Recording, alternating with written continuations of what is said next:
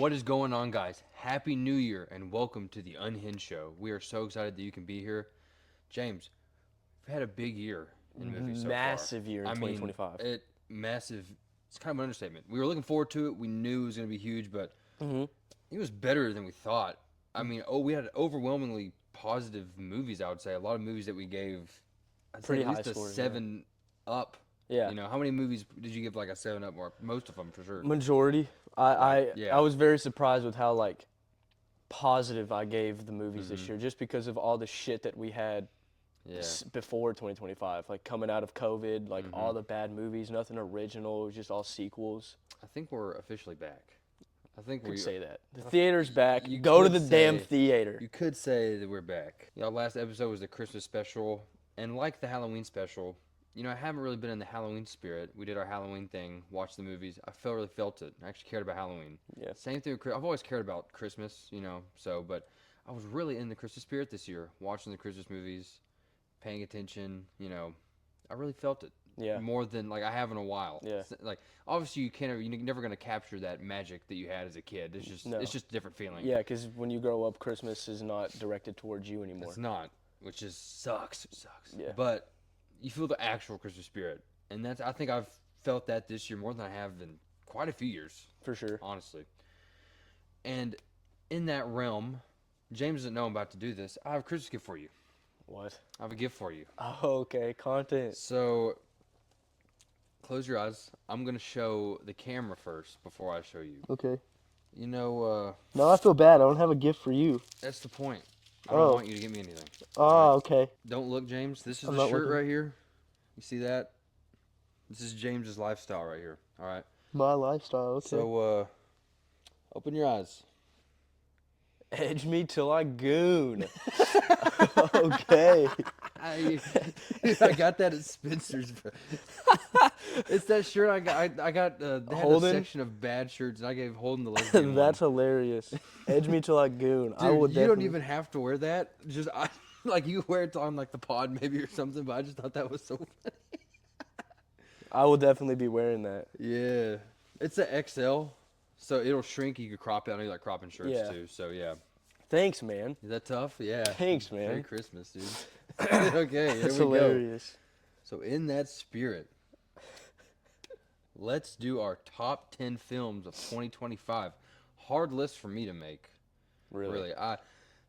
Because it wasn't because the abundance of films. There were plenty of films that were good enough. It was just narrowing down my 10 favorite. Yeah, and That was tough. it was easier for me because I was logging them as we went on wasn't. Letterboxd. I looked so, up like, your, how did you? I had your letterbox on, and because I knew our Oh. list was gonna be pretty similar, but I was like, what were the top? And I had some of your films that you had pretty lower, I had higher than you. Some of the ones that you had as high, I didn't have as high. So there was enough difference. That's I didn't nice. copy your list at all. But Yeah. I just need a reference. Yeah. That's all. Yeah. Yeah. I mean, I had, like I said, I was going throughout making the top 5, top Yeah. 10. So it was pretty fun. So let's start with. We'll do your 3 honorable mentions, and then we'll do mine. You want me to just rip my 3 honorable Just mentions rip and then 'em you'll all. rip? Okay. Yeah. So I guess this would be 13th. So my 13th favorite movie is Fantastic Four. Okay. When it originally came out, had it super high. Obviously, more films came out. It dropped down. It was top 5. It when was came top out. 5 that for shows me. you how good Yeah. the latter half of the Yeah. year was. Yeah. But also, I mean, I was super excited about it. We Like were. like we already talked about it in another episode. Mm-hmm. Go check that out if you haven't. Fantastic Four was never done right, and they finally did it right. And with Galactus and stuff like that, I was super excited. Number 12, Warfare. I have not seen hardly anybody talk about this movie, No. which is a shame. This was probably like the most like brutal, heartbreaking movie maybe this year that came out. Call on me. Great opening scene. Thought we were in the wrong theater. Yeah, for a second there. For a second. And then just not cracking the top 10, Black Phone 2. I thoroughly enjoyed this movie. From going from the like the fuzzy old school VHS clips to the reality of the 4K, more backstory on the killer. I forget what his actual name is. In the Black Phone universe, what's his name? The something. The grabber. The grabber. I was The going to grabber. say the snatcher. Yeah. The more lore on the grabber, and then Finney, he's a badass. And then like towards the end, Finney's sister going Super Saiyan, loved that That was scene. cool. But yeah, those are my 3 honorable mentions. Nice. So kind of lame because ours are pretty similar. So Okay. my first one was F4. Again, we loved F4. We were so excited about it. I think it's the best comic movie to come out this year. Yes. Over Thunderbolts, over Superman. I actually loved both of those.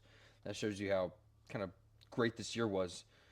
But yeah, we were looking forward to it. Seeing it in IMAX, that made Yeah, it so dude, much better. seeing Galactus on IMAX On just, that giant oh my screen, God. unreal. And with the boys too, we had like the whole group there, Yeah. so that made it better. And the post-credit scene. Post-credit scene was cool. It's even cooler now. Yes. My next one is Eternity.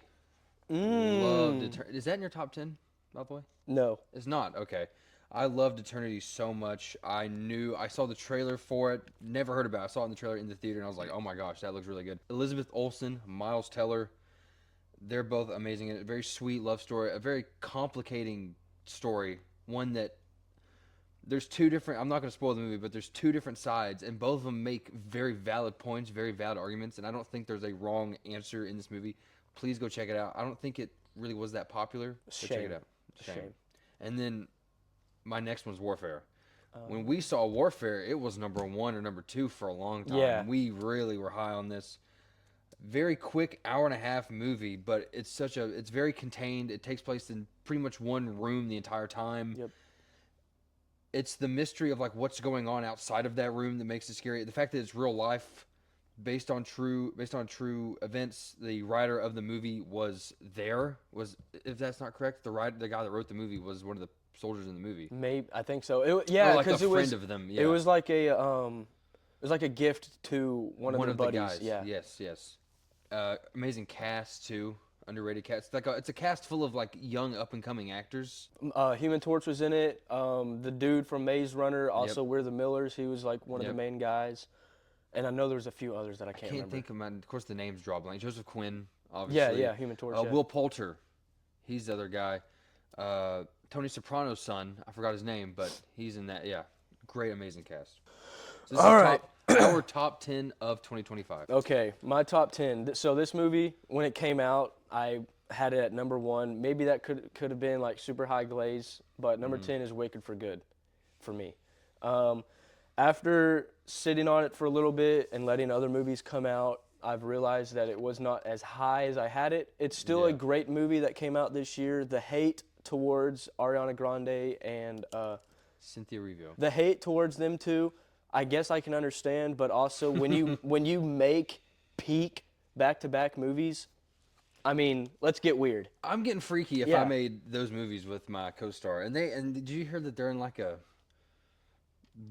all the weird terms they use. Not trying to offend anyone, but they have a long list. Me and Cynthia are in a super something weird relationship. Mm-hmm. Basically, they're just best friends, and they had to complicate a little bit. But hey, I get it. I mean, I got lost in Oz. Like for this movie, I got lost. Luke was a defender of this franchise. This was I saw both movies in the same week, I think. Dude, you saw Wicked on like a Tuesday, and then you saw For Good on like a Thursday. Yeah, so like not even damn near back-to-back days. Yeah. And I didn't understand why Luke had Wicked so high.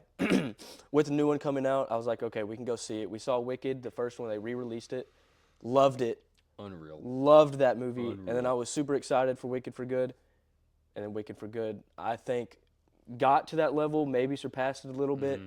Please go see it. If you're not a musical fan, I don't care. I wasn't either. It's great film. That is every time I tell people about Wicked, the number one thing they say is, I hate musicals. Me too. Yeah, me too. Yep. Nerds. Anyway, so I actually forgot to put Wicked on my list. I don't know why, I was hurrying, but I squeezed it in there. I realized it was better, so that's on me. We're going to skip this one, but it pushes Begonia out. Love Begonia, but that's not on the list. So I guess that's another honorable mention. Yeah, push that one out. So okay, your original top 10, you didn't have Wicked in there. Yeah, because I was Okay. That's on me. So my actual number 10 is Magazine Dreams. We all kind of forgot about that movie. We had it really high at first. It was supposed to come out in like 2 years ago. Got an actual release this year.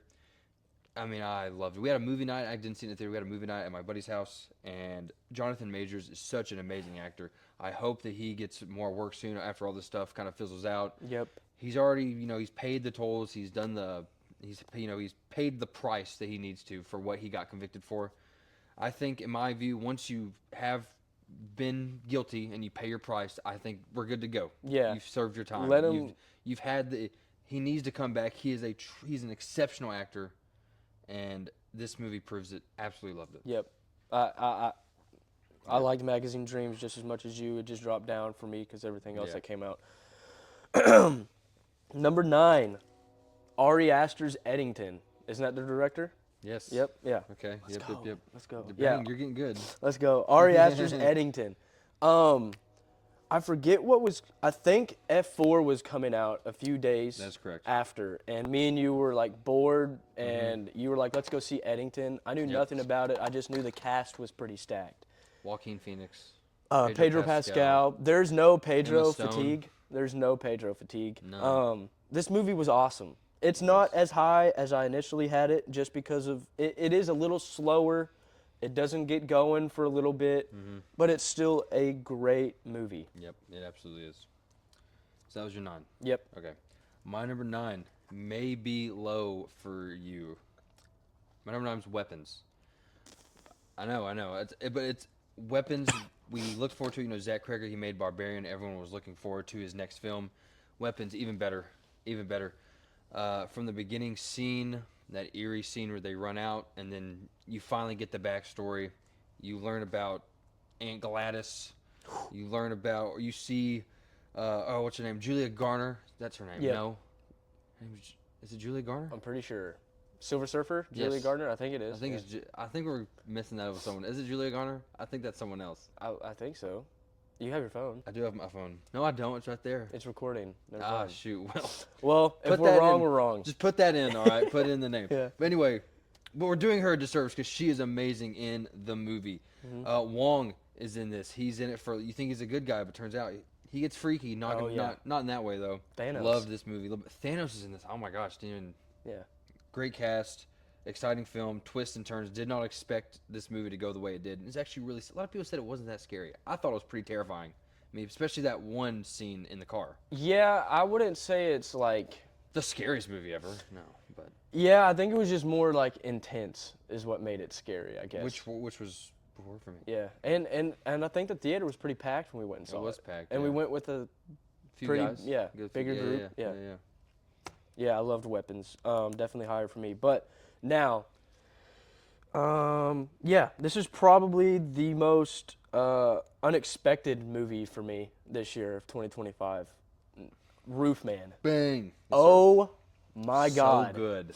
Me and Luke were sitting in there, and I turned to Luke, and he's like, "Dude, this is a 2.5 hour long movie." And I went, oh. You literally went, fuck. Yeah, because it had Channing Tatum. It had Kirsten Dunst. Yeah, what is she in Spider-Man? Mary Jane. Mary Jane. Yeah, she MJ was in it. Gambit was in it, but still, I didn't know if it was going to be good. I thought it was going to be a raunchy rom-com that's going to be like a 5 out of 10, and we don't talk about it after we saw enjoy it. Yeah.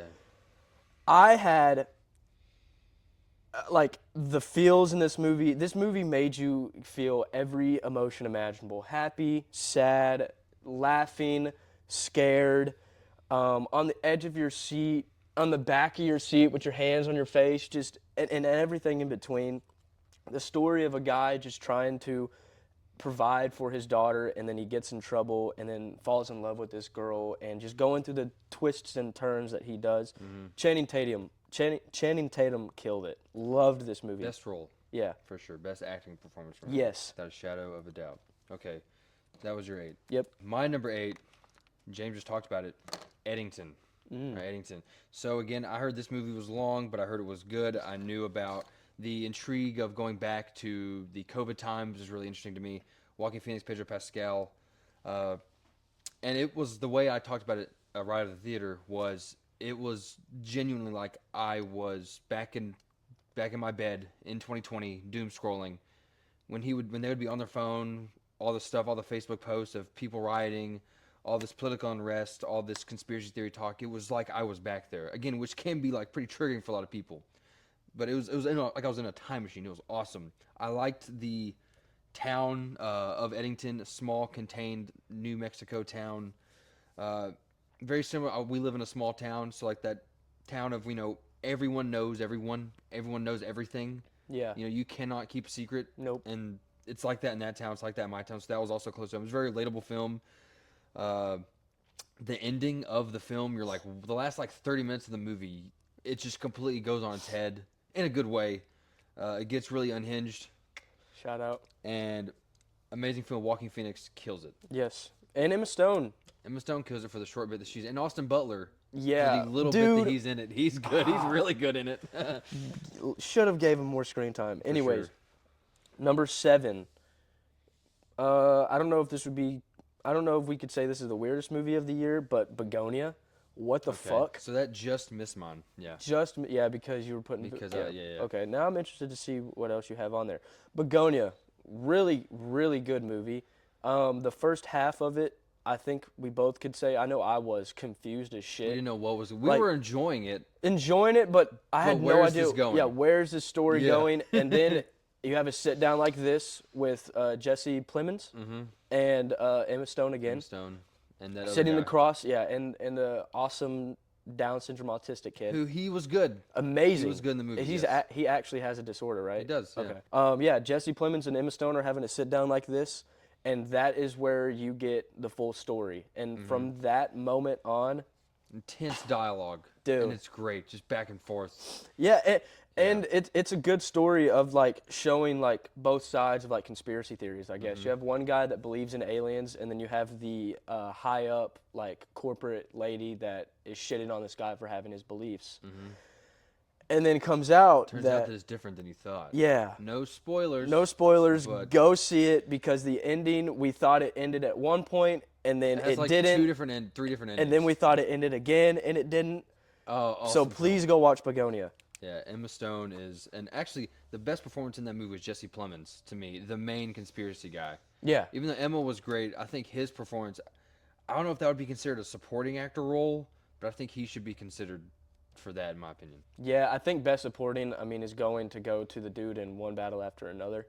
Probably, yeah. But is that on your list? No. It's not on mine either. No, it's not. Let's get flack for that. I'm sure we are. I just didn't enjoy it. I did, but I just don't think it's as good. Okay. Anyway, yeah. That is neither of us. That's on. That's on like gonna be like 95% of people. Yeah, of course. Hey, it is. who cares? Who cares? All right, so my number 7 is Roofman. We already kind of talked about it. Roofman. Went into the movie, we were thinking, this would be fine, funny. The trailer looked pretty good, and 30 minutes in, I was like, what? Like, this is an emotional movie. This movie hits you in all ways. This shows you that, while the main person in the movie is a criminal and he does bad things, he's not a bad person. He's doing it for a good reason. He wants to take care of his daughter, and then once he gets caught, he has to change his life. He has to run from the cops, but he's not doing anything bad. He finds another family, he meets some new people, and, his life has changed. And it's based on a true story, which is crazy. It's kind of sick. It's probably a little bit exaggerated, of course, but still cool. Amazing movie. Channing Tatum, Kirsten Dunst. Highly recommend. And surprise movie of the year for me. Dwarf guy. Peter Dinklage is in it. Yeah. What the heck? I forgot. Yeah. He's good. He plays like a little dick, and it's awesome. Number 6, another movie night for us. Frankenstein. I was super. Spoiler. That's my 6 too. That is your Frankenstein is my number 6, so we can talk about it. Okay. I was super excited about it at the beginning of the year. Yeah. And then Jacob Elordi and Timothy Chalamet are going, just like, they're just the guys. They're going to be battling it out for our generation, like Brad Pitt and Leo, Johnny Depp, and who's another guy that I could throw in that group? Christian Bale, something like that. Yeah. Like top tier actors. They're on the come up. They're going to be in a lot of shit. Jacob Elordi killed it as the Frankenstein. Just killed Oscar. I think so. I think he should be there. Again, I don't know if he's the leading actor or supporting actor. I don't know. I mean, the movie's called Frankenstein, but I think Oscar Isaac probably has the most screen time in that movie. That's what I was asking. When I said I was thinking of Oscar Isaac. I didn't. Oh, Oscar Isaac. Yeah. But Oscar Isaac, he killed it as Maya Goth is the girl, the love interest. Dude. That was Yeah. awesome.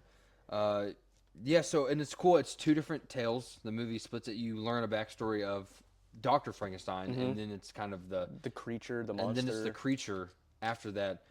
Um, in the beginning, you're like, what is going on? And then it goes back, non-linear storytelling. Great for a Netflix movie. Why wasn't this in theaters? That's the issue. And it was, Such a shame. I mean, and the Oscars have like a thing where it has to show this many times in like this many cities. Really? And if it hits that bare minimum, then it can be nominated for Oscars. And that's what it hit So- the bare minimum. So which this is can't annoying. even be nominated for like costumes or set design. Oh, it can. It can because it hit the bare minimum that Oscars allows. Because it has to show Okay. in some theaters in some places. That's but right. it's It very did small. show in small little locations. Yeah, for like a certain amount of time. Yeah, that's why we couldn't see it in our area. Guillermo del Toro, right? Yep, directed this. Yeah. I mean Amazing the set design. amazing costumes, Costumes, yeah. set, everything about it. Like the gothic world that Guillermo created was amazing. I highly recommend Yeah. if you haven't watched it. And then the makeup, it's probably that one for like Oscar makeup. Maybe that. Probably battling it out with Smashing Machine. Battling it out with Smashing Machine in terms Yeah. of like the character kind of the actor leaves and it's just the character and they kind of transform. Yeah. You And know? it was a different look for Frankenstein because Coolest look, my favorite look of Frankenstein ever. Like I'm not like a Frankenstein connoisseur by any means. Okay. But from what I've seen, like it's just cool. It's different. Yeah, The long hair, he has 'cause- aura. yeah, we're used to the like Jacob the, Elord's like 6'5". the metal bolts in his neck Yep. with the stitching at the top and he's green. Yep. This one he's not really And like he's that. like handsome, which is weird. Yeah. It's he has that I mean, it's scar. Jacob Elordi. Jacob Elordi, bro. Come on, It's Jacob Elordi. come on, bro. Get ready for Wuthering Heights. Buddy, I'm ready.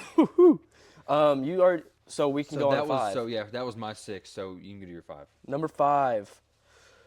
This is another probably hot take. This is probably going to be higher for a lot of people. Sinners. Sinners Okay. is my number 5. Damn, number 5. All right. I know it again. I know it's going to be high for a lot of people, but I don't want to just put a movie super high on my ranking just because like that's what majority of people are going to have it as. And it's top 5. I mean, that's good. And it's top 5. Yeah. Yeah.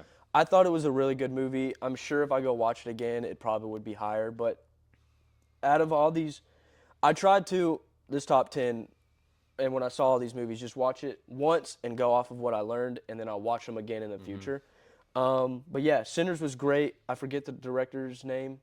Ryan Coogler Yeah, the directed Black Panther. weird ass accent, but he's a good director. It's kind of tough. I think it's tough. I know you don't like his accent at all. But Michael B. Jordan playing two people as the same guy playing Smoke and twins. Stack. Yeah, Smoke and Stack, Tough. great. The history of music. Oh my God, the scene in the The barn burning little barn thing. Yes, is bro. one of the coolest scene, top 5 scene of the year. Goes through all the generations of just African American music, right? Somebody take me. Oh yeah, Dude, And powerful. that kid, that's like his first ever role, Miles Canton. Get him in Unreal, shit now. unreal. Get He's him there. in shit now. And then Haley Steinfeld, Yeah, Snow Bunny of the Year. Dr. Umar, shout out. Yeah, no. It's Dr. Umar Kryptonite right there. Yeah, I mean Josh Allen knows what he's doing. He does. But we had a friend that said that he didn't like this movie because he was disappointed in the vampire shit. Now, I went into it thinking we were going to have a lot of vampires, more than we had. But when I sat down and watched it, I kind of forgot about that part of the movie because I was so just into the world that Ryan was creating and Smoke and Stack. Like Smoke and Stack, You I were loved. enthralled in the world. Yes. And then you had hints of vampire stuff, like we're letting you know, like, hey, something's It's coming, up. something's coming, and then you have the it's 30-minute like the battle. second half of the movie where there's like a point in the movie where like, okay, this Yeah, is it. yeah, because the desert house, that family, The desert house, when the yeah. Indians come up, And then when the party gets going, Yep. and then they get visitors. yeah, Yeah, exactly. See, and that's when I was like, okay, now we're getting into it. But I wasn't like our friend that took him out of the movie. I guess I just I- loved every. I loved every bit of Sinners. I did. So that was your 5. Yep. My number 5, and I just squeezed it in for some reason. I just missed it. That's on me. Wicked for Good. Unbelievable. Wicked 1 was my second movie of last year, only behind Dune 2. This one's number 5. I just think last year was a little bit better of a. I think this year was a better year than last year, but I would have Wicked 2. Hot take, just as good as the first one. I'm not a fan. I did not know anything about the original musical. I didn't watch it. I wanted to be completely surprised, and I was. The way that it connects to The Wizard of Oz, I love that. A lot of people are saying they don't like it because the way characters act so much differently than the first one they do in this one. I don't care. I thought the way that story developed was awesome. I like the way they tied things together was awesome. Cynthia Erivo and Ariana Grande are both just as good in this as they are in the last movie. The musicals were great. The ending musical scene was great. A wonderful, wonderful film. I love it so much. Yeah. We already talked about. I won't go too much into it, but Wicked for Good is number 5 for me. Go watch. Number 4, you had a little low. Weapons. I loved the non-linear storytelling where you were going from one character to another character to another. Julia Garner kills it as The strength of the movie was the order in which the story yeah. was told. I just loved that because you went from Julia and in the trailers it makes it seem like she's the crazy one, and then something happens with her story, and then it picks up with Josh Brolin, and then from Josh Brolin it picks up with Wong, I think, and then it goes from that. Aunt Gladys, peak. I think we're getting a TV show about her. I'm pretty sure. We need more. We need more of that lore and the family and all that shit. Okay. Man, if we get a TV show of Aunt Gladys. So my number 4, which is Weapons, and then 3 and 2, there are things about that movie that happened in it that like dropped it down from being perfect for me. Weapons or so in Weapons, which is my number 4, and then what is going to be my 3 and 2, there are things in that, and I'll get into that once we get there. But 4, Weapons, I did not really like how we went from this dark tone to immediately the light and the ending. I didn't like it. I didn't like the kids killing her. I understand it. I thought it was cool. It didn't take me out of the movie. It didn't ruin it for me. It's number 4. Then chasing her through the. It was cool. I just that. didn't like how we drastically went from dark to light immediately. Okay. I think we could have done something a little different. Maybe we could have killed her like that at nighttime and kept the darkness. So you didn't like that it was. I didn't like that it was in the day and shit like that. So little nitpick. Okay. But still, it's number 4 for me. Very interesting.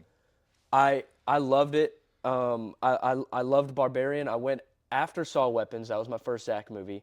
I went and watched Barbarian. I think Weapons is better, but Barbarian is fucking wild. And I think Zach is making another movie come this year. I'm pretty sure. Yeah, loved Weapons. Loved the non-linear storytelling. That was my main positive. My number 4.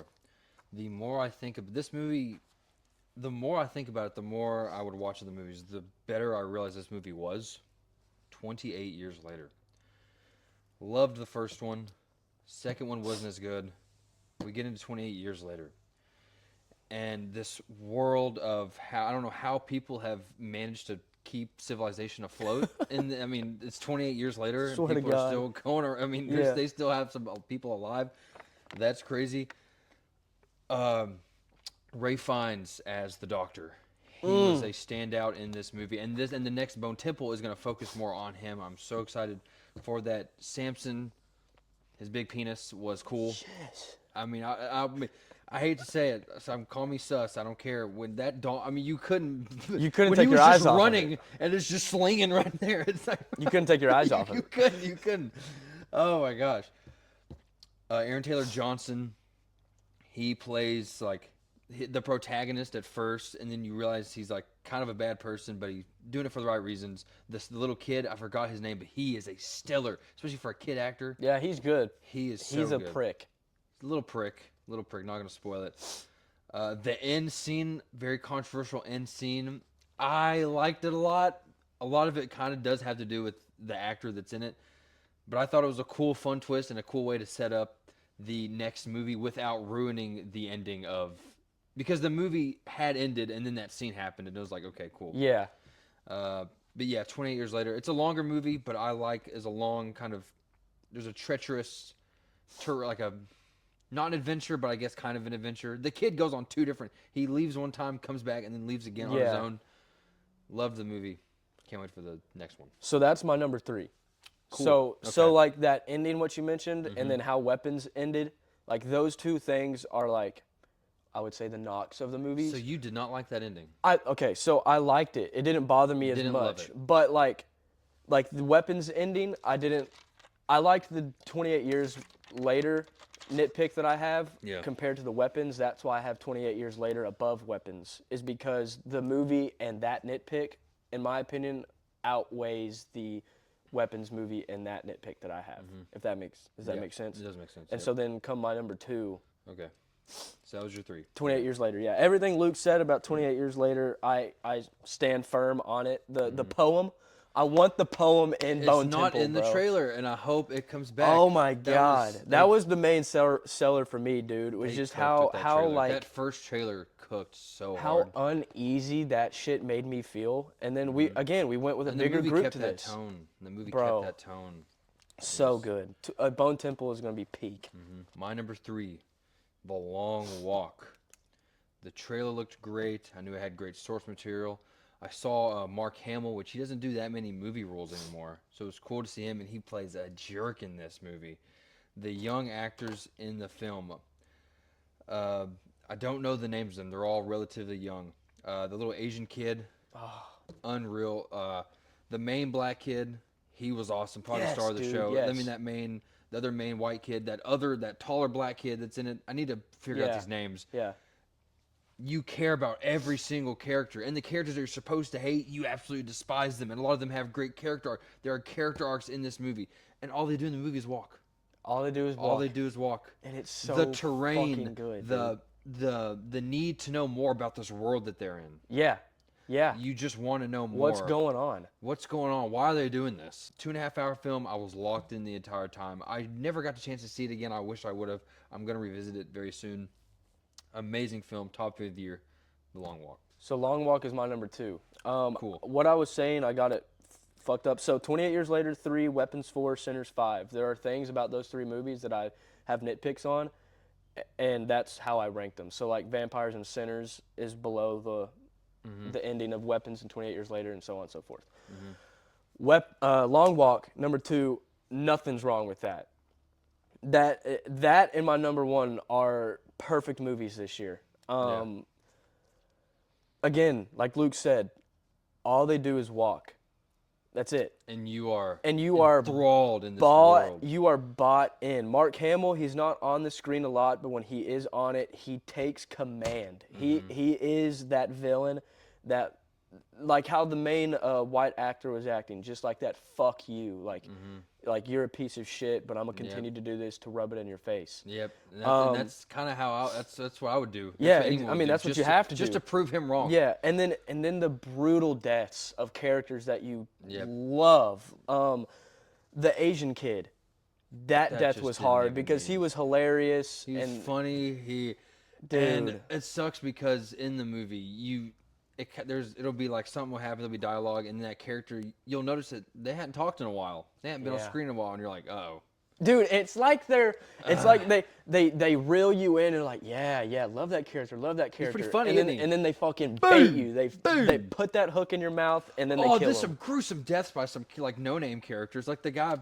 I'm not even gonna, you know what I'm gonna say. There's 2 of them that are terrible, dude. And they're characters that they don't even get to really know, but it's just like, dang, they didn't deserve that. I know they didn't deserve that. The 2 worst deaths is the tall black kid where he's like, go give this to my grandma. Oh man, I love you guys. Oh I made my some god, friends. dude. And then the ending. Holy fuck! You started Unreal crying. Ending. I did. You started crying at the Started end. Tearing up. Because I didn't expect it. I was on the edge of my gosh damn seat, bro. Yes. I was like, what the fuck? Yeah. The worst death for me was, I'm not gonna poop. The poop one? That was terrible. That was fucking wild. That was horrible. That was wild. Anyway, yeah. Just what a horrible way to go out. Again, Long Walk was a perfect movie. I genuinely don't know what they could have done to make it better. No. Like if you don't think it's a top tier movie, please explain to me in the comments like what you think they could have done, because I think it's a perfect movie. Again, Long Walk number 2. All right, my number 2 is Sinners. Sinners was absolute. We'll get to that. We'll get to it. Get to it. My number 2 was Sinners. It was my number 1 film for the longest. There would be a lot of great movies, but I could not put it over Sinners. Believe the hype. I remember it got had 100 on Rotten Tomatoes on the critics for a while. And it's like a 97, 98, which is unreal. And I was thinking there's no way it can be this good. It is that good. I know this is the complaint, but it's not a vampire movie until later on in the film. Yeah. I don't care. I just went into the movie wanting to see the world, the actors. One thing I say I'm pretty good at is just throwing my expectations out the door when I go see it. I just forget the trailer, I forget all of it, and I just go in as blind, forget everything as I can. Yeah. And I did that with this, and the world that they're in, this post-slavery South. That's there's still a lot of racists out there, a lot of bad people that don't want the black people to succeed. Smoke and Stack are two of the best characters, played by the same guy, by the way. Two of the best characters we've gotten this year. They're lovable, they're cool, they're kick-ass. Love them. They used to work for Al Capone. They were Marines. Like they're just complete badasses. I love the time was set in. I love Jack O'Connell as Remick. One of the best performances of the year. Who is that again? Please refresh. Jack Remick, the vampire, the main vampire. Oh. He was absolutely amazing. Maybe one of the scene. I mean, there's just so many scene stealers in the movie because the whole movie was good. Mm-hmm. Again, when the juke joint goes on fire and it goes through the decade or the years of African music, that was awesome. And then you see Remick because he actually sees that. Because that's the potential of that boy. That was the kind of the scene, right? Because he actually sees it on fire. That's him seeing that. He's like, and this boy can bring my culture back. And that's the cool. Because when I first was watching, I was like, is the vampire is he like a racist or something? No, he's not at all. Because he's dealt with his own. He's dealt with his own discrimination back in Ireland, so he knows what the black people are going through. He wants his culture, his Irish culture, to be, I guess, appreciated as much as I forgot the kid's name, as much as Miles, that's the actor's name, is able to bring back his culture. If that makes sense. Like, yeah, celebrate it as much. Yeah. So Sinners, the symbolism, everything about it, I absolutely loved. And I hope we get a Remick prequel. Probably not. I understand wanting to leave it alone, but yeah. Number one, I think we can say it at the same time. And I didn't let you know this after the movie. I didn't tell you it was my number one. Marty Supreme, motherfucker. Marty Supreme Christmas Day. Marty Supreme Christmas Day. Marty Supreme Christmas Day. Oh my gosh, this movie was amazing. Can we just sit here and talk about it? Let's just talk about it. So Timothée Chalamet, Best Actor. Lock. I mean, we just talked about Michael B. Jordan, his performance. That was my lock for the Oscar until this movie. And now there's levels to this shit. So Timothée Chalamet is the best actor working today. So now let me say that. Now, obviously, Leonardo DiCaprio exists, and obviously Ray Fiennes exists, obviously. But I would say actors kind of like in their hot streak, in their element. Dude. It's Timmy. He's going to be in conversations, bro. He's going to be in, if not already. I want him to get this win. I want him to win it so fucking bad. I want to hear that speech. This speech is going to be. He's cocky. He's confident. He's confident. He's awesome. Yeah. This movie is right. And I knew as soon he was so proud of this movie. This movie wasn't going to be bad. No. This movie's not only was it not going to be bad, it was going to be. So amazing. I asked you right as they rolled the normal AMC bitch in the theater shit. I asked you where do you think this is going to be. You said 8.5. I said That was the floor. At least an 8. At least an 8. I was expecting it to be top 5 for me, and it's number 1. So one thing that I have been seeing, Hat Guy made this point, and I have saw other people talk about it. Hat Guy gave this an unwatchable for him because of how stressful and uneasy it made him. That's fair. I understand. I understand, but it's if it makes you feel that unwell, that tells you how fucking good the movie is. There's a lot of movies that you probably shouldn't watch then. Because it's film. Film is going to make you feel uneasy. Yeah. Film is going to make you feel happy. Film's going to make you sad. And if it brings those emotions out of you, I don't understand why you can't rank that high. Yeah, I don't know either. I love movies where I'm on the edge of my seat. Yeah. A movie like Drop, where I think I had it way higher than you did. I love Drop because I was like this the whole time. Because like, what's going on? That's another Brandon Sklenar movie. Housemaid. We just watched that. Yeah. How good was that? Because it was stressful, especially towards the end. We didn't know what was going on. And this one does it in a different way for sure. But it's like, dang, Marty wants this shit. He wants this shit, and he does not care who is in his way. Nope. He will throw everyone under the bus, which again, is that the most admirable thing? No. But it's fun to watch. It's that pursuit of greatness. I had chills. I had chills. He will screw over a billionaire if he has to. He'll screw over a baddie actress. He'll screw over everyone. At the beginning where they do the tournament where he loses, I had chills with like the music and like how intense he was going in those games. Like I had chills from the whole left side like of my he was body. sweating, he was pouring in sweat, Bro. while the Japanese guy was like locked in, like Oh not my even God, bro. that was like, oh man, he's gonna lose this. I And was he so did. locked in. But another guy, I don't know the dude's creator. He just popped up on my feed. But he said that this movie is not meant for everybody. This movie is meant for believers. This movie is meant for people that want it. That want it. No matter what it is. I hold that so true. Like this movie, I'm gonna look back on it. I was sitting in the theaters thinking like this is the moment. This is the movie that we'll look back on that catapulted Timmy into superstardom.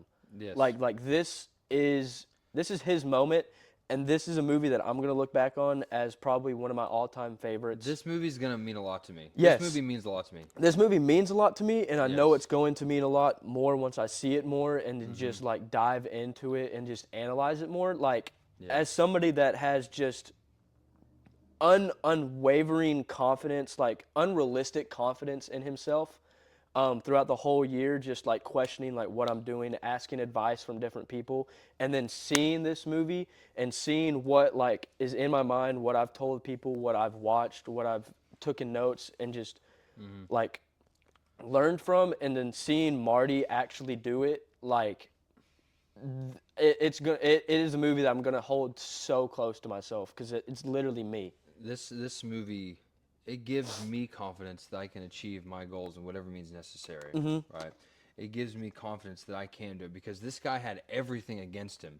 He was in the dirt, and he gets out of it with his unwavering charm and cunningness, and just he would rather die than not work. Yeah. He would genuinely rather kill himself than this not work.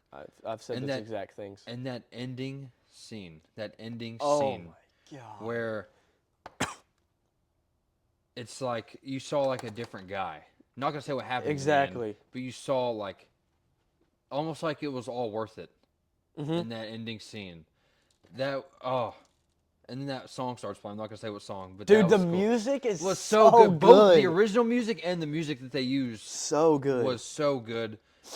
Shout out to perform again, Timothy Chalamet. Don't talk about that. Yeah. Gwyneth Paltrow as that actress, she was great. She was super sexy, but also did a great job. Shout out the Safdie brothers, Smash Safdie- Machine, it's, and this.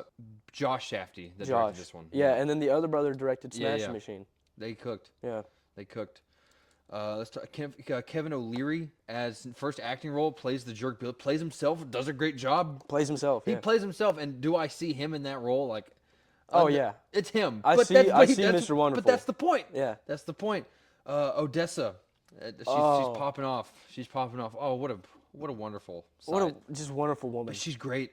She's great in this. From that first scene to how she also, in her own way, is very similar to how Marty is. how Marty is. And she only wants him, and it doesn't getting fucking matter. what she wants, and she'll throw anyone under the bus, even if they don't deserve it. Yeah.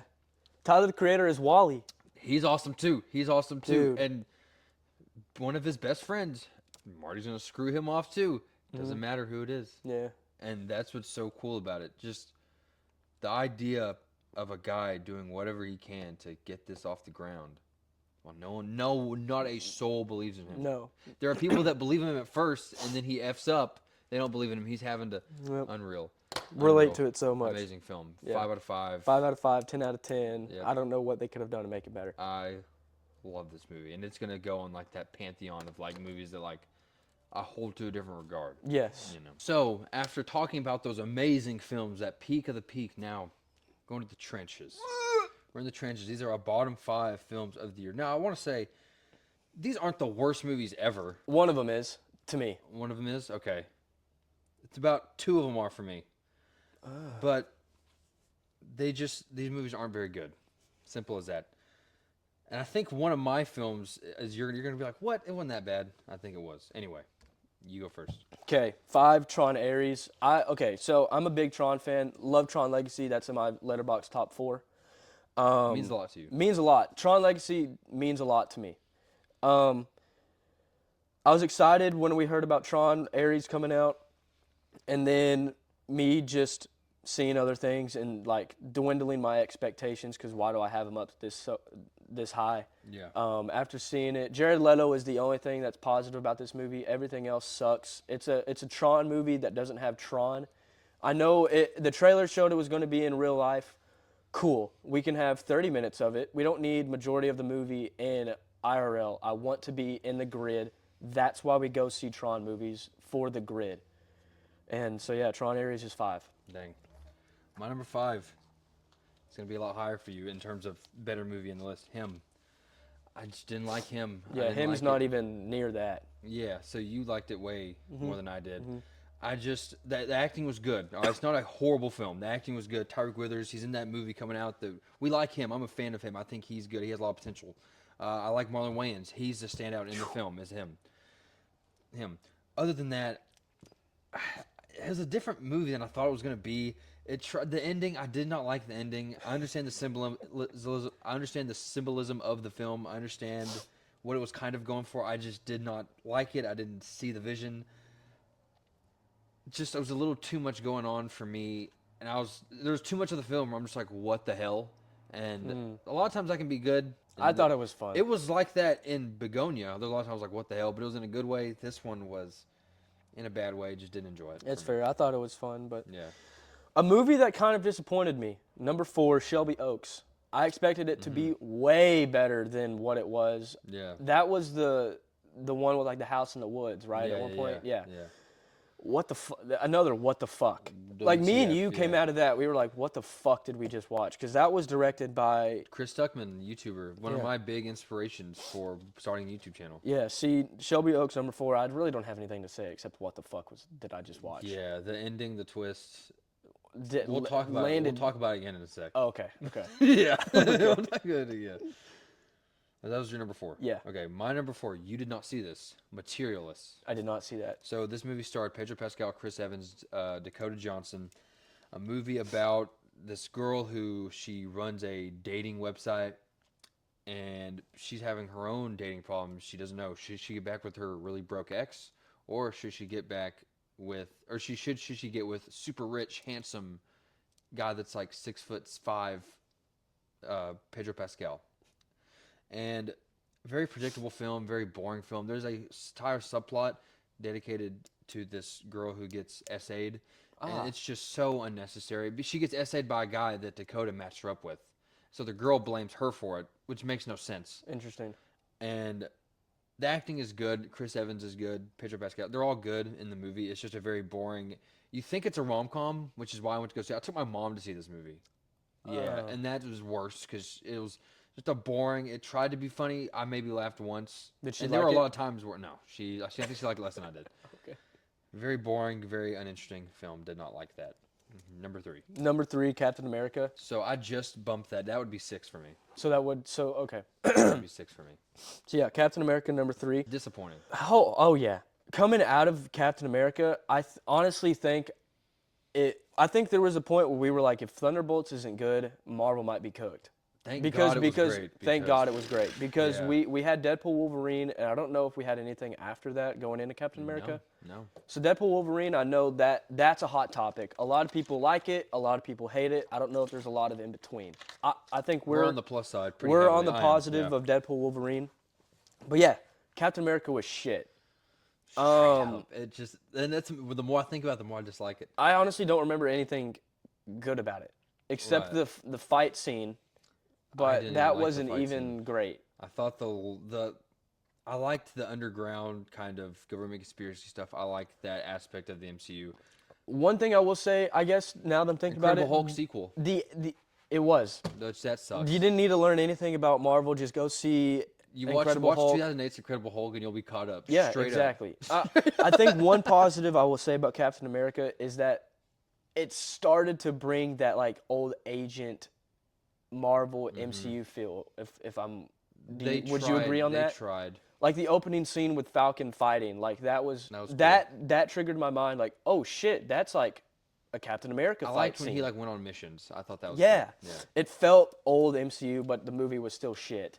That's correct. And then the post-credit scene was that. That was the leader. That was the leader. And that he's like saying like, "There's more coming." See, I think that was the best thing of the movie. I Was the guess, post-credit yeah. scene, I guess. The leader sucked. I didn't like him. No, he sucked. But that sucked. post-credit scene is going to cool. set us up for Doomsday because he knows about what's about to happen. My number 3. I don't know where this is going to be for you. Jurassic World Rebirth. I was so disappointed in this. My little brother, I went to go see it with him. He's a big Jurassic World fan. He liked it more than I did, but he didn't even like it that much. He's a big fan. Again, there's about 10 minutes of dinosaur action. Yeah, we'll talk about it. Yeah. I'm about to rip it. It was just not a good movie. It was boring. The dinosaur stuff where it was there, it was cool. The scene where we're on the boat was a good scene. I liked that scene. I like Scarlett Johansson. She kind of phones it in. Everybody phones it in. Mahershala Ali, unreal 2-time Academy Award-winning actor. Nice paycheck. No one cared. This movie was made to make money. Yep. And nothing more, nothing less. Where the dinosaurs were, it was cool. But the dinosaurs didn't even want to eat anyone. Straight up, they were lazy. They've gotten lazy. The dinosaurs. I don't know what's going on. The T-Rex boat scene just shows you that the T-Rex. I mean, what's wrong with him? He's definitely like retarded. I mean, excuse me, but like he has some defects. He definitely. I went with you and your brother. Yes, you did. It was shit.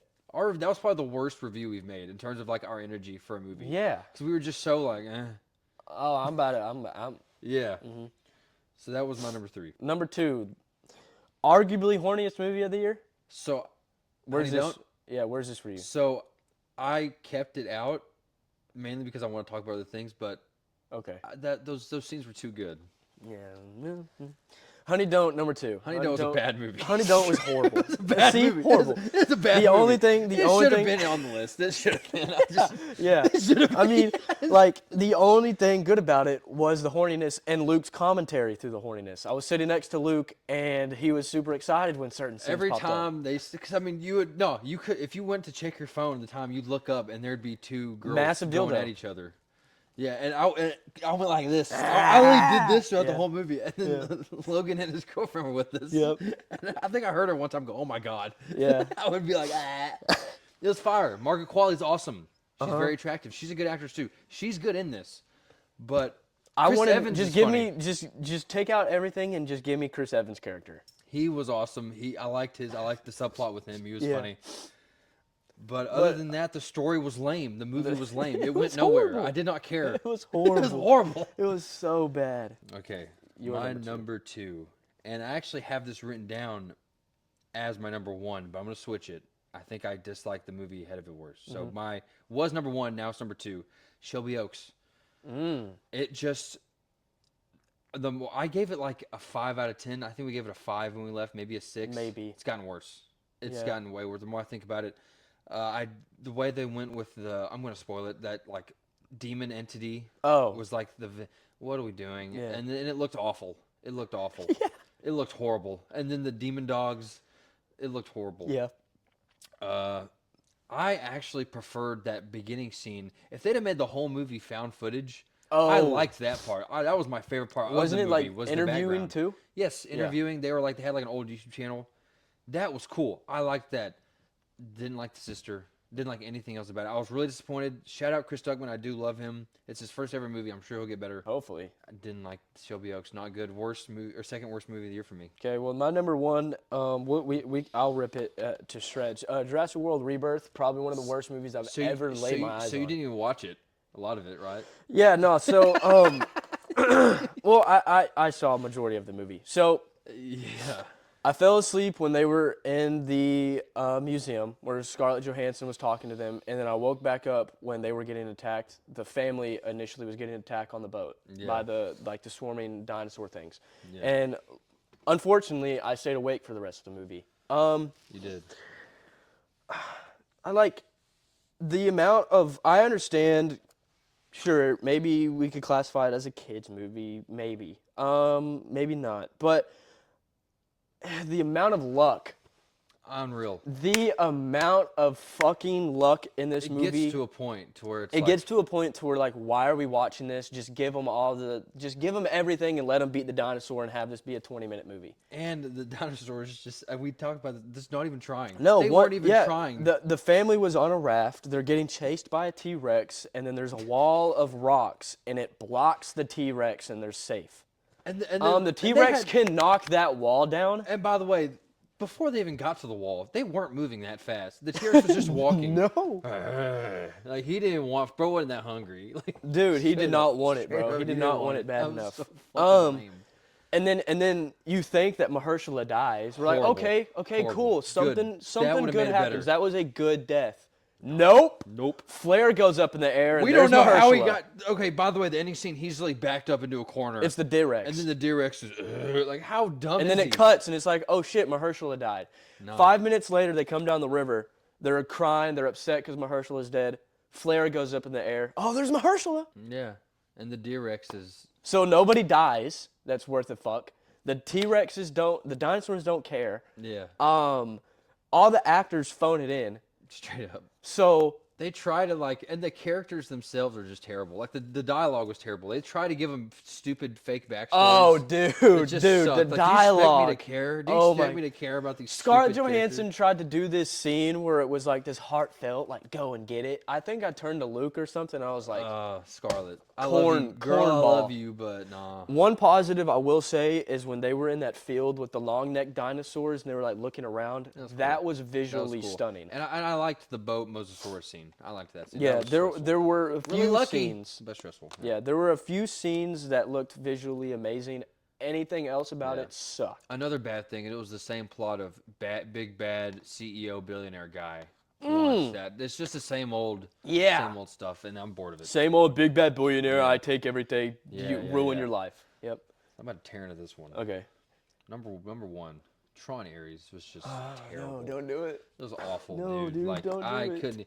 Number one, respectful. So I never watched. I tried watching the first Tron movie. I know it has its fans. I couldn't watch it. I fell asleep watching it. Tron Legacy is genuinely good. I'm sure it is. I don't know. But I went into this one kind of blind. I heard I didn't really need to watch much. As long as you understand that there's stuff that happened before, that's fine. Jared Leto, for one, is not the issue with this movie. You probably think I'm just going to bash Jared in this. No, I'm not. No. He's the one good thing about this movie. Yep. He plays a emotionless robot. People say, he's so bland. He's supposed to be bland in this movie. I'm going to defend him. He's a program. He is the only bright spot. One of the only bright spots. Okay. Other than that, I don't remember because I slept through a lot of it. There were times where I was supposed to be invested. There were action that was going on that I didn't care. There was a cool bike scene in the city. That was I will give it that to was him. That was fine. cool. But that whole ending scene in that one building, I thought that was stupid. I feel this is like a lazy criticism, but I just didn't care about anything in this movie. No. I just And didn't it's care sad about to any say. character. I didn't care about the it's Tron Ares and that other girl that they were like partners at first. You don't care about the girl. I hate her. You don't care about the bad guy. I don't care about Evan. I love Evan Peters. Yeah. He's awesome. He's stupid. I wanted him to just get killed, but not in a good way. Not that he was a good villain or a bad. I just didn't like him. Like, No. Sometimes villains you can kind of root for him, understand him. I just hated this. Just When they kill were this in guy. the grid, that was cool. The boat scene in the grid, would you say that was a was- cool scene where he was running through the things in the fast boat? It was fine. Like, I mean, when they were in the grid, didn't like it, yeah, man. when they were in the grid, I would say that would be the only positive shit.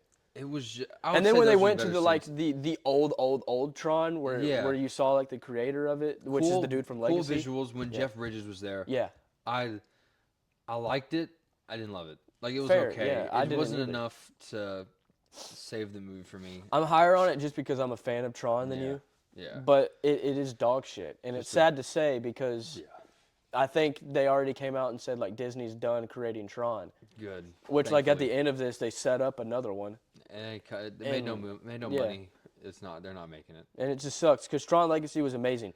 If they would have went off the Tron Legacy ending and brought back that cast for another movie, Could have been good. it would have been fire. And bring back Daft Punk for the soundtrack. That's something I'll give this movie.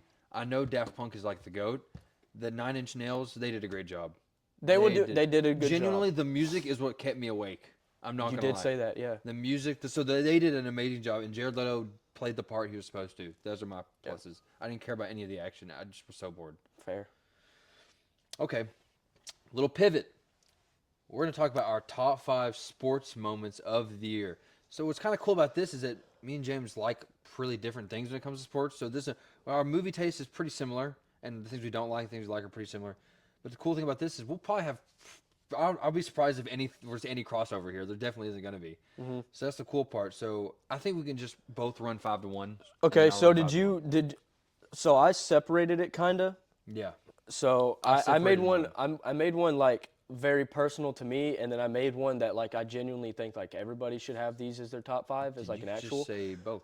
So I'll run through the actual one real quick. Number 5, Canelo versus Crawford, one of the biggest boxing fights of all time. Number 4, Scotty Scheffler's 2025 season. I have a few stats for you real quick. Number 1 golfer. So much better on this. Number 1 golfer in the world. He had 6 wins.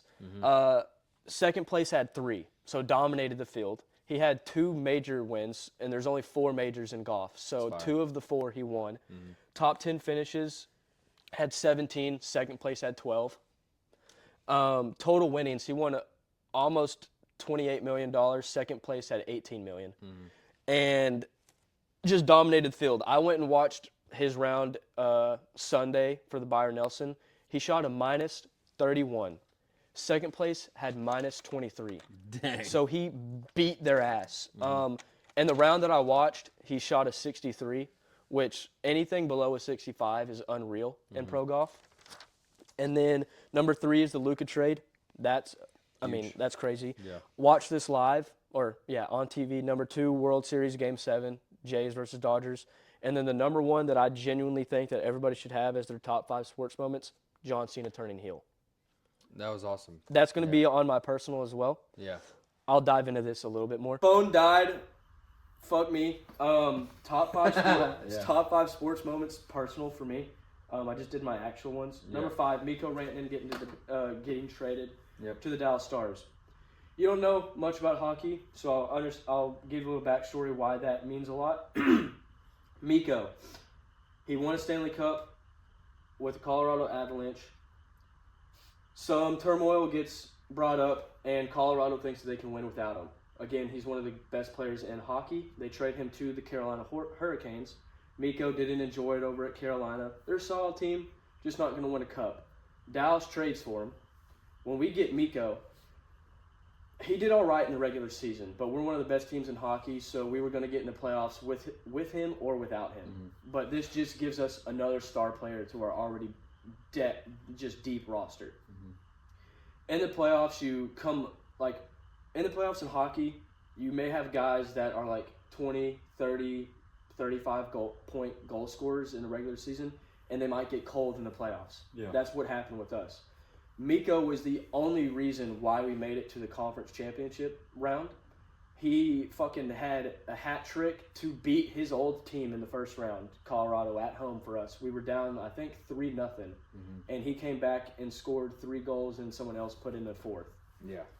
And then dominates the second round against Winnipeg. And he's like neck and neck with the greatest player in hockey right now, Connor McDavid, for like who's going to win the MVP of the playoffs. Yeah. And then we lose to the Oilers. The rest is history. But the only reason why we did good in the playoffs was because of Miko and that trade. Moose is his nickname. He's going to have a statue when we win the cup this year. Fire. Number 4, the Sam Darnold trade. Okay. Everybody was shitting on us for going after Sam Darnold. What are you doing that for? Geno is just as good. You're getting the same type of quarterback, blah, blah, blah, blah. I was thinking the same thing. The only reason why I liked the trade initially was because I believe Sam, even though he's almost up there with like leading the league in turnovers, his turnovers are not as costly as Geno's. Geno's will throw a red zone interception when we're up by a touchdown. Sam won't. Sam will throw an interception when we're already losing. So what's the fucking point? Yeah.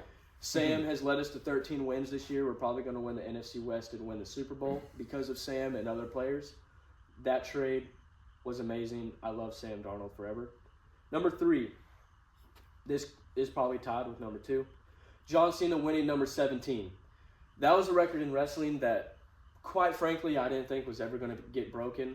Who did you break, by the way? So, John and Ric Flair were both tied for 16 championships. Rick won world championships outside of WWE.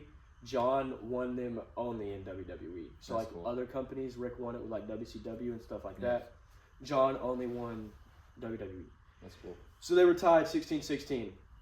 There was a lot of debate before John came back, and when John did come back for this retirement tour, who's gonna break the record if it's ever gonna get broken? I was always firm believing on if anybody's gonna break the record, it should be John. and they did it at WrestleMania against Cody Rhodes. Sure, the match wasn't great. Looking back on it, I think that match is one of the greatest of all time because John wanted it to be a bad match. People are going to look at me and be like, oh, you just wanted... No, John verbatim said he wanted it to be bad because he was a heel and wanted to ruin wrestling. So, they made it a bad match, so that makes me like the match even more. And watch that moment with my brother as well, who's a big John Cena fan. Number 2, a moment that I thought would never happen, ever in my lifetime. John Cena turning heel. If you're not a wrestling fan and you don't know what turning heel means, that means a good guy like John Cena his whole life, his whole career, turns to the dark side, becomes bad. At Elimination Chamber, John Cena wins it. He's going to WrestleMania to face Cody Rhodes. The whole time leading up to that, Dwayne is in Cody Rhodes' ear. Yeah. Sell your soul. Sell your soul. Are you going to sell me your soul?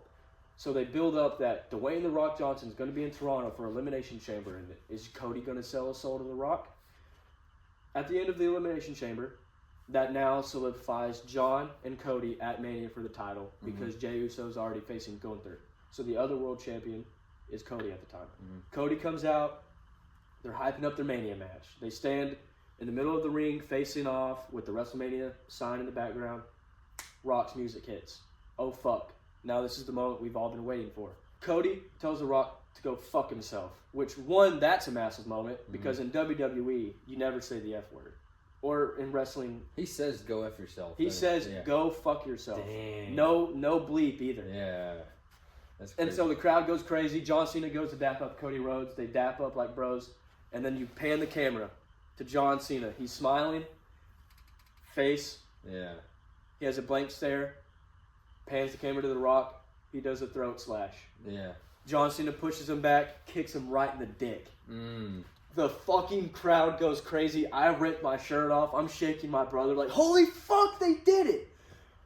I knew it happened when they panned the camera to John because I'm a wrestling geek.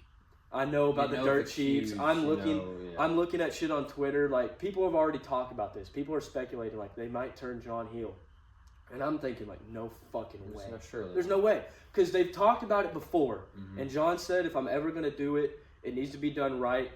And they almost did it in, like, 2012, but he didn't want to fuck up the Make-A-Wish stuff. And, like, him being close with, like, kids and doing all that good stuff, like, that would ruin his character.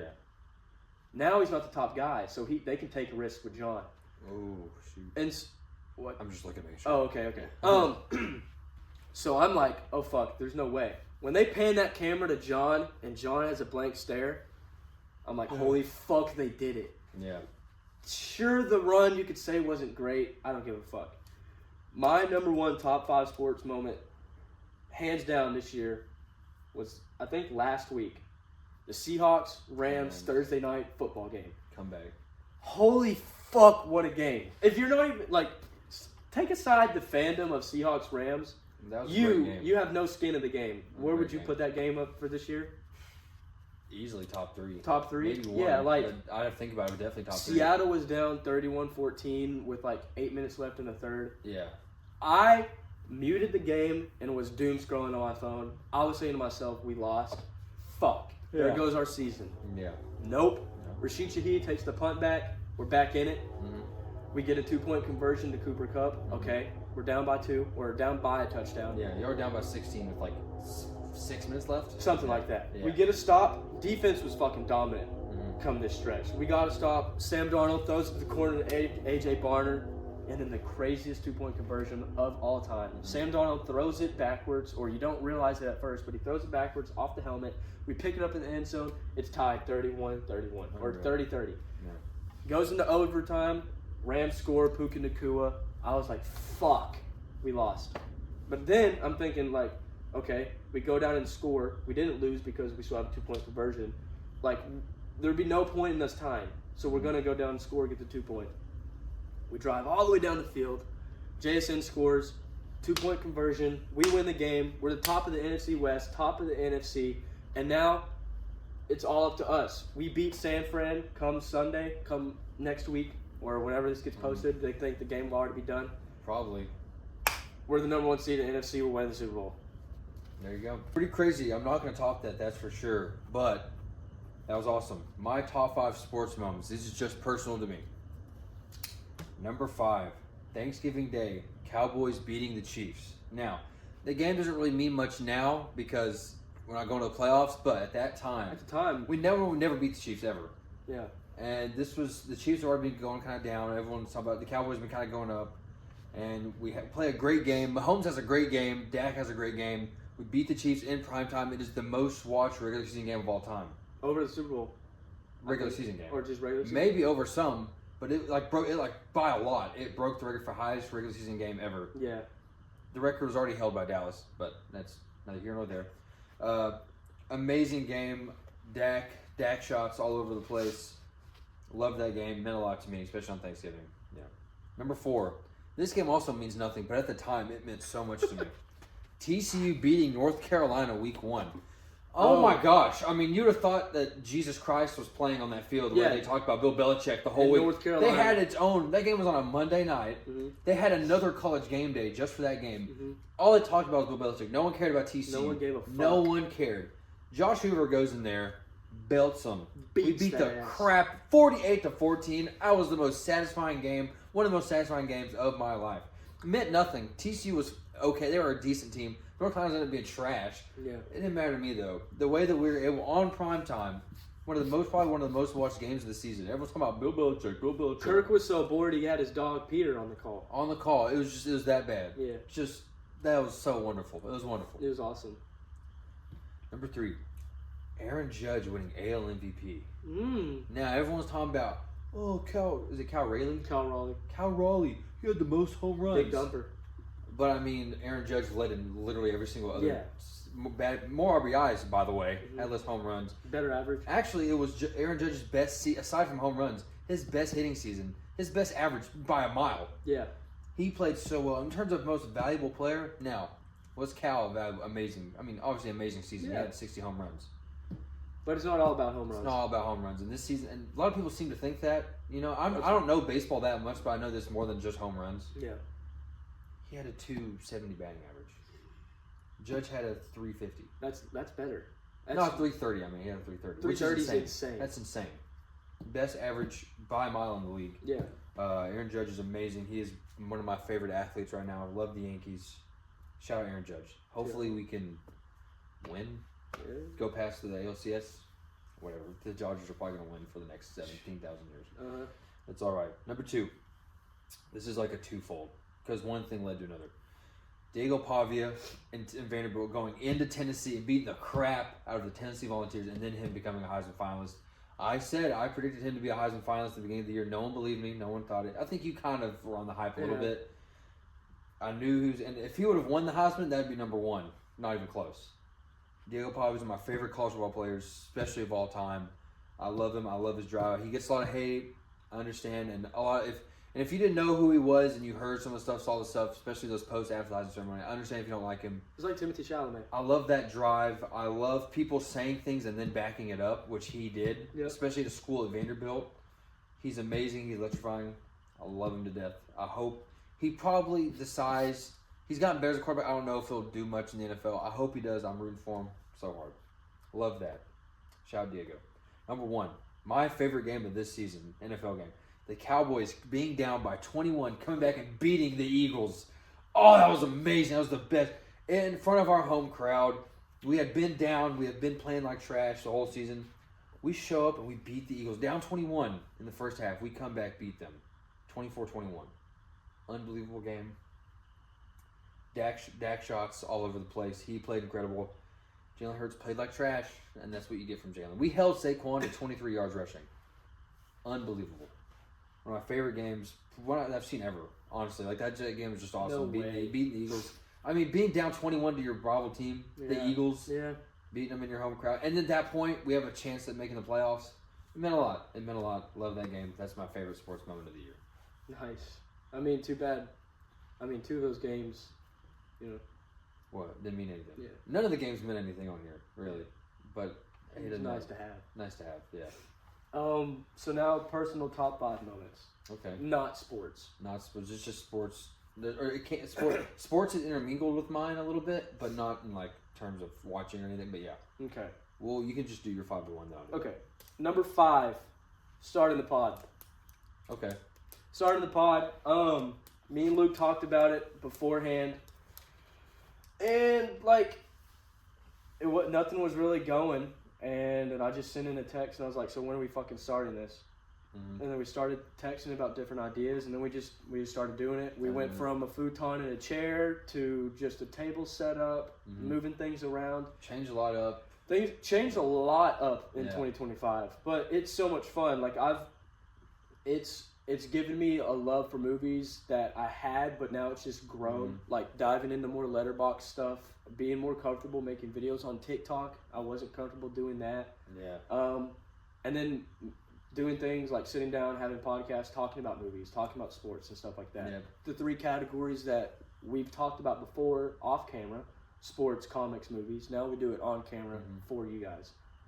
Top 5 moments. We love it. Yeah. Number 4, getting top for the first time. Oh shit! Oh! Yeah. That's number 4. Yeah, number 4. Yeah. Okay. Yeah, because number 3, the top 3 is way. Yeah. I mean, if things would have worked out, probably be number 1. But you know what I mean? Straight up. Straight up on that. Yeah, straight up on that. If things would have worked out, it'd be number 1. But it still was great. The soul was taken away from me 2 separate times in that evening of span. First was watching Nosferatu, and second was we got bored watching Morbius. Did you watch Morbius? She wanted to put it on. I didn't want to. You know what? You know what it was? She got horny looking at Jared Leto. Yeah, boy. No, I mean, Nosferatu though. Horny movie. Perfect movie for that. Yeah, dude. I knew what I was doing. I put it on. We're watching this. Yeah, shit got wild. The soul was taken away from me. Did you breathe like him? Like Nosferatu? On her chest, yeah. Yeah, like the... Yeah. When you started speaking Russian? Okay, yeah. Sorry. Yeah. Number 3, hanging with the bros. Yeah. Hanging with the bros on the weekend, playing college football during the summer before the season, hanging with the bros over at O-Dogs, playing college football, watching the games. Arguing about whatever. Stupid arguments, laughing with the bros. Yeah. Just all of that put together, hanging with the bros, number 3. Number 2, seeing my number 1 movie of all time in theaters with Luke. Huge. It was fucking unreal, dude. That's fire. Like, I know you weren't as high on it as me, obviously. It's not a great movie. It's not fun. It's a lot of fun. It's not made by Christopher Nolan. It was made in the 90s. It looks cheesy, but that movie means so much to me, and the fact that I got to see it on the big screen will be played. I cherish that forever. It will be a moment that I cherish forever, and when I die and the 7 minutes of life that flashes before my eyes, that moment will be there. Dang.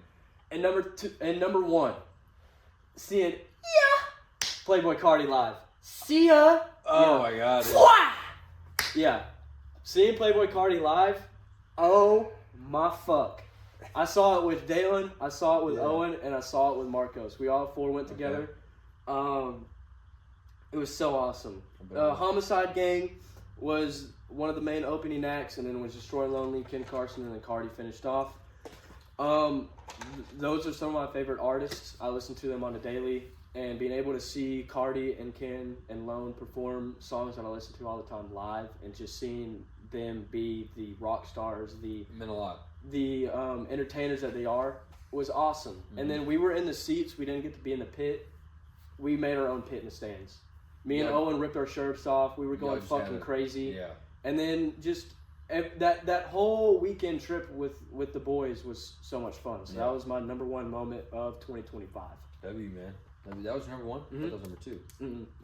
Cool. Number 2 was Team and T. Got you. All right. My personal top 5 is this. Number 5. I would say just this year's summer in film was just unreal. The hype for Superman. The hype for Fantastic Four. 28 years later. Long Walk. Thunderbolts. Mission Impossible. Holy shit! Binging that that week was awesome. The hype, the build up to the whole summer. This was just one of my favorite summers in film ever. I'll never forget it. F1, yeah. I mean, we were eating very well. Some could say it's very blessed. We were very lucky as film fans this year. Number 4, going to the North Texas game with the boys. Oh, yeah. We had so much fun doing that. Hey, it was a great game to start off with. UCF ended up beating the crap out of them. We left after the third quarter. Yeah. But think about this. Think about the stars. Drew Messmaker led the nation in pass yards this year. All right, he's transferring. He's going to be a star. He's great. Byron Brown led the nation in total touchdowns this year. No one talks about that. He's an amazing athlete. There's no telling how good he'll end up being. No. The North Texas running back Caleb Hawkins had like 20+ touchdowns this year. He's unbelievable. He's transferring somewhere else too. There's no telling how good he's going to be, where his career's going to go. Yeah. The great athletes that we saw that could end up being really great down the road. I think later on it's going to mean more how good and also the experience. North Texas, it was the first ever sold out game. Yeah. So we kind of witnessed history. Crazy environment. We were in the student section. And it was great. Like, smaller stadium. It wasn't like gigantic. It's a smaller stadium. But we had a great time. I loved it. Tremendous. I loved it. Yeah. Number 3. This is super personal for me. Watching my little brother play football this year meant a lot to me. I love watching him play. He's getting a lot better. But the game that meant a lot to me, shout out Harrison. He had a game where he had 100 receiving yards, 2 touchdowns, and a pick. Nice. In one game. They ended up losing that game, too. Off. It was just a crazy game. They ended up losing, which sucked. Not because of him, though. Yeah. He played really well, and he had a great season overall. He's getting slowly better and better. Next year, I think he's going to have his best year yet. I'm just really proud of him. I love football, and watching someone you love play it and be good at it and enjoy playing it means the world to me. So, watching him, shout out Harrison. Good job. He has his driver's license test today. Oh, God. He gonna fail it straight up. Sorry, bro. I love you. You gonna fail it. Maybe I failed my first time actually. Yeah. Y'all need to get the fuck off the road. We do. Dear Lord. Number 2. Going to the Longhorns game this year and watching my favorite college football player play football, Diego Pavia. They lost the game. They're getting blown out first. They had a great comeback. Almost won the game. Actually, they did. Almost had the onside kick. Almost got the onside kick to win the game. I was there. I was around a bunch of Texas fans. I was talking so much shit. Me and my little brother were hitting Heisman poses. We were basically being Diego Pavia in the stands. We were straight up. Nice. We were getting taught. And yeah. Called a guy a pedophile. Oh. Straight up. I did. So he was talking to Harrison, and me and Harrison were like, he's a minor, sir. Don't touch him. He's a minor. And everyone looked. It was he's like, shut the fuck up. It was funny. Every time someone talked to me, he's a minor. Yeah, it was great. We were being terrible, straight up. But it was a great time. I got to watch, obviously watching a player that you have spent so much time defending, you look up to, getting to watch them play live. Kind of like you with Cardi, right? A guy that you watched every game, you fell in love with his style, the way he does things. Getting to watch it live, it means a lot. It means a lot. Yeah. And my number 1 was your number 5, which I was like, what? Oh. This whole podcast journey is giving me like another, I don't want to say another purpose of life, but like it's giving me something to look forward to, something to do. The TikTok, Ironhide video, blowing up, just making content, having fun. No matter how many views it gets, I just like making videos. I like doing it. I like coming here and talking about our favorite things. It's what I look forward to. It's great. I love it. I love talking about it. I love when people engage with it. Yeah, it means the world to me. So that's my number 1 thing is starting the pod. I know it's your number 5. It didn't mean as much to you as it does to me. That's okay. I don't really care. No, man. I love the pod. Honorable mention, bagging a cougar. All right. There. I have a few honorable mentions. I have 3. I'll just run through them real quick. Yeah. Might as well. Honorable mention number 1, seeing Scotty shoot -31 on Sunday with my dad. My dad got it for me for my birthday. Tough. Wanted to go to a golf tournament. And we got to see one of the greatest players of all time shoot an unbelievable round of golf. Yeah. Number 2, going to WWE Raw with my brother in January. Awesome. Nothing crazy happened, but just going to a live event was sick. Different. Yeah. And then Zane's wedding. / bachelor party. Oh my God, what a good time. The bachelor party with the bros, you know who you are. We went and played fucking Top Golf, went back to the place, jumped off the roof into the pool, had some drinks, had some laughs, had some memories. And then the wedding. The wedding day was fun. The wedding after party was awesome. And then a few of them came back to the place, and then we kicked it for a little bit. But, yeah, that whole combination of Zane's wedding. Shout out Zane and Tori. Congratulations. We got to get married. It was awesome. No, we have the pod to take. Hey, we're good on that. Yeah, we're good on that. Yeah. Yeah, That's a wrap of 2025. That's our 2025 wrapped. Thank you so much for being here on this journey. This marks about 6 months. We started in June. Started in June, did we? Yeah, that was our first video. I think it was June or July. Summer. Doesn't matter. We've had a great time. Thank you so much for being a part of it with us. And next year is going to be our full year. Full year. We have a lot. We have some stuff planned already for the year. Yeah. We're really excited for you guys to join along. The next video will be the most planned out, hard work video that we've. So that will be our next video. video. That would be the next one. Okay. I think. That's fine. No, that's fine. Yeah. Okay. Because we'll have time. Yeah. Yeah, it'll be our best video. So are we announcing it right now? Yeah, we can announce it. All right. Our next video, we are having our first ever Unhinged Awards show. Yeah. What does that mean? We have a list of categories that we've already planned out. We will announce. Do we want to announce them now? I have them in my notes, or do we want to wait and announce them later? Well, let's do it later. You want to do it later? We'll do it later. Do it later. Okay. We have our Unhinged Awards. We have a few not too many categories. We have a few categories. We're having a whole entire show. Yep. We're gonna have it planned. We have a lot of people. We're getting involved in it. It's gonna be a lot of fun. We've sent invites out to said celebrities. We don't know if they're gonna come. We hope they will. Yeah. But we'll see about that. I mean, their schedules are so big, and this is a big opportunity for them to kind of give them a platform. Yeah. So we're excited about that. But yeah, that'll be end of February. End of February. End of February. After the Super Bowl. After the Super Bowl, yeah. So you won't see us till after the Super Bowl. You won't see us after unless you follow Unhinged Show on Instagram. Whoa! You gotta keep that in.